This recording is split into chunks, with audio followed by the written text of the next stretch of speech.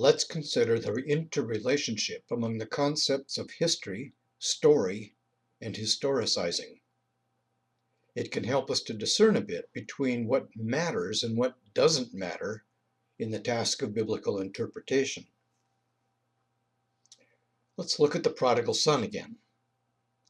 In Jesus' parable of the prodigal son in Luke 15, the younger brother asks prematurely for his inheritance and then taking it, leaves home.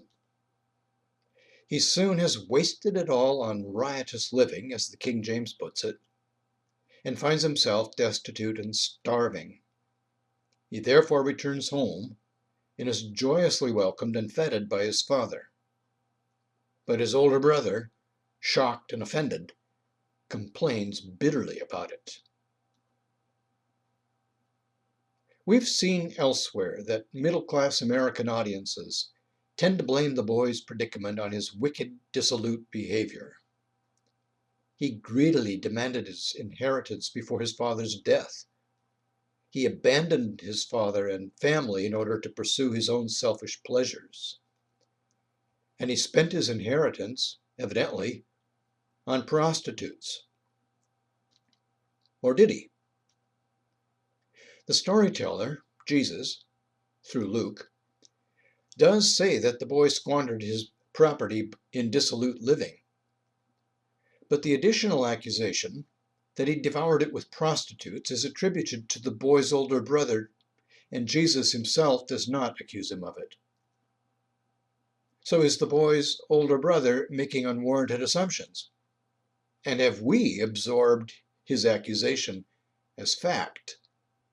Does it matter to the story that Jesus is telling whether or not the boy wasted his fortune on prostitutes or lost it in some other, less immoral way? When do the details that we see in a story, or only think we see in it, distract us from the story's purpose? Let's make some distinctions.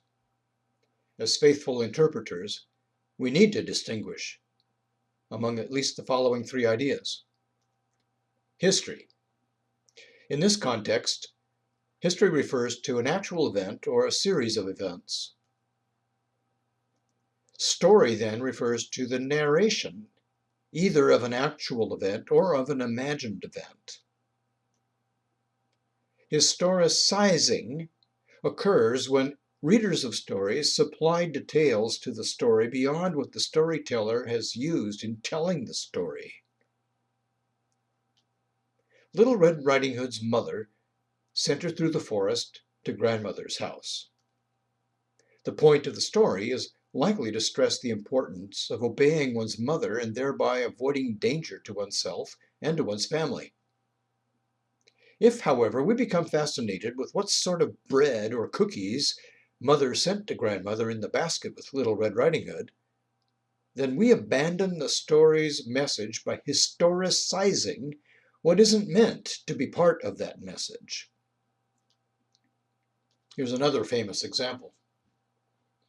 In the Old Testament story of Jonah, the reluctant prophet, the storyteller introduces a fish that at God's bidding swallows Jonah and 3 days later spews him out on dry land. Countless readers down through the ages have read this fish to be a whale, something large enough for the task perhaps. Perhaps like the one that swallowed Giuseppe, Pinocchio's father.